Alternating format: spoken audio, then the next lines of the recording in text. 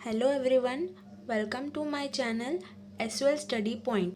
Guys, ये chapter number 2 है history का। अगर आपने चैप्टर 1 नहीं देखा तो आप डिस्क्रिप्शन में जाकर लिंक से देख सकते हैं। स्टार्ट करते हैं। चैप्टर नंबर 2, पुरापाषाण काल तथा मध्य पाषाण कालीन संस्कृति। पहले हम थोड़ा बेसिक जान लेते हैं। पाषाण काल क्या होता है? ये संस्कृत भाषा का शब्द है जिसका अर्थ होता है पत्थर। ये इतिहास का वह काल है जब मानव का जीवन पत्थरों पर आधारित था। आप समझ गए होंगे इससे कि जब मनुष्य पूर्ण तरीके से पत्थरों पर निर्भर था। हम कुछ एग्जाम्पल्स देखते हैं, जैसे कि पत्थरों से वो शिकार करते थे, पत्थरों से आग लगाना, पत्थरों की गुफाओं में रहना। अब पाषाण काल को 3 चरणों में बांटा गया: पुरापाषाण काल, मध्य पाषाण काल और नवपाषाण काल। स्टार्ट करते हैं। पुरापाषाण काल, ये शब्द प्राचीन और पाषाण से बना है। जिस समय आरंभिक मानव पत्थर का प्रयोग करता था, उस समय को पुरातत्वविदों ने मतलब कि इतिहासकारों ने उसको पुरापाषाण काल का नाम दे दिया। ये वह काल है जब मनुष्य ने पत्थरों का ज़्यादा उपयोग किया था। इतिहासकारों के अनुसार पुरापाषाण काल की अवधि 20 लाख साल ईसा पूर्व से 10,000 साल ईसा पूर्व पहले तक माना गया। अब पुरापाषाण काल को 3 भागों में बांटा गया: पूर्व पुरापाषाण युग, मध्य पुरापाषाण युग और उत्तर पुरापाषाण युग। अब इसके बारे में हम नीचे पढ़ेंगे बाद में। इस युग में मनुष्य खेती नहीं करता था बल्कि पत्थरों का प्रयोग करता था। पुरापाषाण काल में लोग गुफाओं में रहते थे। इस समय जो मनुष्य ने महत्वपूर्ण जो काम सीखा था वो था आग को जलाना और आग से विभिन्न कार्यों के लिए कैसे उपयोग होगी उसको जानना। ठीक है, अब हम बात करते हैं दक्षिण भारत में कुरनूल की गुफाएं में इस युग की राख के अवशेष भी प्राप्त हुए हैं। पुरातत्वविदों ने पूर्व नासिक क्षेत्र, कर्नाटक के हुसंगी क्षेत्र, आंध्र प्रदेश के कुरनूल क्षेत्रों में इन सभी जगहों पर खोज की। इनमें कई जगह नदियां हैं, जैसे कि ताप्ती, कृष्णा, भीमा आदि। इन स्थानों में चूना पत्थर से बने अनेक पुरापाषाण औजार भी हमको यहाँ से मिले हैं।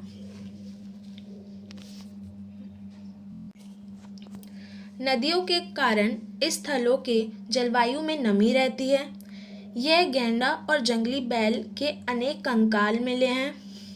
इससे अनुमान लगाया जाता है कि इन क्षेत्रों में इस युग में आज की तुलना में अधिक वर्षा होती थी। और ये हम अनुमान कैसे लगाते हैं कि जो गैंडा और जंगली जो बैल है वो नमी वाले स्थानों पर रहते थे, तो वहाँ उस समय बारिश ज़्यादा हुआ करती थी। तो हमने ऐसे अनुमान लगाया। इस युग का मनुष्य चित्रकारी भी करता था, जिसका प्रमाण जिन गुफाओं में वो रहते थे वहाँ पर कई चित्रकारी भी हमको मिली है। तो उससे हमने ये अनुमान लगाया कि वो चित्रकारी भी करते थे। अनुमान लगाया जाता है कि इस युग का अंत होते होते जलवायु में परिवर्तन होने लगा। धीरे धीरे इन क्षेत्रों का तापमान भी वृद्धि हुई। ठीक है, अब हम बात करते हैं पूर्व पुरापाषाण काल। जैसे हमने देखा था, ऊपर की 3 भागों में बांटा गया है पूर्व पुरापाषाण को। तो एक एक करके हम इसके बारे में पढ़ते हैं। पूर्व पुरापाषाण युग में हस्त, कुठारों जैसे उपकरणों का इस्तेमाल किया जाता था। महाराष्ट्र में बोरी पूर्व पुरापाषाण युग का स्थल माना जाता है। पूर्व पुरापाषाण के पत्थर के उपकरण सोहन घाटी, कश्मीर, थार रेगिस्तान के कई स्थलों में भी पाए गए हैं। अश्यूलिन और शिल्प तत्व कठोर और टिकाऊ स्फटिक से बने होते थे। ताप्ती, गोदावरी, भीमा और कृष्णा नदी की घाटियों से बड़ी संख्या में हमको पूर्व पुरापाषाण युग के स्थल प्राप्त हुए हैं। कर्नाटक में घाट प्रथा की घाटी में बड़ी संख्या में हस्त कुठार मिले हैं। तमिलनाडु में पलार, पेनियार और कावेरी नदी के में भी ना पूर्व पाषाण युग के उपकरण से भरी पड़ी है। मतलब कि इन जगहों पे पूर्व पाषाण काल की सबसे ज़्यादा औजार प्राप्त हुए हैं हमें वहाँ पर। और उस युग की सारी चीज़ें में भी, जैसे ये हस्त और कुठार थे, ये कर्नाटक में भी देखे गए हैं। ठीक है, अब बात करते हैं मध्य पूर्व पाषाण युग की। मध्य पूर्व पाषाण युग के उद्योगों में छोटे व हल्के औजारों का उपयोग किया जाता था। अब जो औजार थे वो हल्के होने लग गए। चर्ट और जैस्पर जैसे महीन कर्ण वाले शैल से औजार बनाए जाते थे। बेलान घाटी में भारी मात्रा में पशुओं व मृगों समेत अनेक प्राणियों के जीवाश्म और पत्थरों के औजार प्राप्त हुए हैं, जिनका जो संबंध है वो पूर्व और मध्य पाषाण दोनों युग से है। ठीक है, मेवाड़ में वागांव और कांडमाली नदियों के किनारे हमको मध्य पूर्व पाषाण युग के अनेक स्थल भी मिले हैं। ये जो काल है वो सुषुप्ता का काल है। अब हम बात करते हैं उत्तर पूर्व पाषाण काल की। इस काल की मुख्य पहचान छोटे हल्के शिल्प तथ्य और समांतर पार्श्व वाले फलक और तक्षणी हैं। ठीक है, इस समय शिकार और आखेट के तरीकों में भी बहुत परिवर्तन हुआ। इस काल में औजार अधिक तेज व चमकीले थे। ठीक है, ये औजार हमें आंध्र प्रदेश, कर्नाटक, बिहार, छत्तीसगढ़, असम, महाराष्ट्र, उत्तर प्रदेश में मिले हैं। ठीक है, अब हम बात करते हैं मध्य पाषाण काल के बारे में। ठीक है, इस युग को मध्य पाषाण युग क्यों कहा गया? वो इसलिए कहा गया क्योंकि ये पूर्व पाषाण युग और नव पाषाण युग के बीच का समय है। ठीक है, भारत में इस काल का आरंभ 8000 ईसा पूर्व से माना जाता है। पूरा पाषाण काल लगभग 1 वर्ष तक रहा। उसके बाद मध्य पाषाण या मेसोलिथिक युग आया।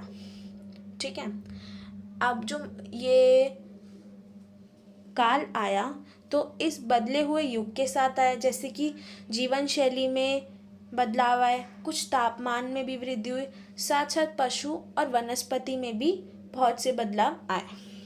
तापमान में बदलाव आया और गर्मी बढ़ने के कारण जो गेहूँ, धान जैसे फसलें उगने लगी। मध्य पाषाण युग में लोग मुख्य रूप से पशुपालक थे। मनुष्य ने इन पशुओं को चारा खिलाकर पालतू बनाया। इस प्रकार मध्य पाषाण काल में मनुष्य पशुपालक बना। ठीक है, इस युग में मनुष्य खेती के साथ साथ मछली भी पकड़ता था, शहद जमा करते था, शिकार करता था, आदि कार्य भी करता था। ठीक है, पुरातत्वविदों को कई स्थलों से मेसोलिथिक युग के अवशेष भी मिले हैं। इस समय के लोग भी जो थे वो गुफाओं में ही रहते थे। पश्चिम मध्य भारत और मैसूर में इस युग की कई गुफाएं मिली हैं। ठीक है, तो हमने इस पाठ में पूरा पाषाण काल के बारे में पढ़ा और पूरा पाषाण के तीनों भागों के बारे में पढ़ा और मध्यकाल के बारे में पढ़ा। ठीक है, तो अगले पार्ट में हम नव पाषाण काल के बारे में पढ़ेंगे। तो अगर आपको ये वीडियो अच्छी लगी हो तो इसको लाइक करना, शेयर करना और अपनी कोई भी क्वेरी हो मेल या कमेंट बॉक्स में आप पूछ सकते हो। तो तब तक के लिए धन्यवाद।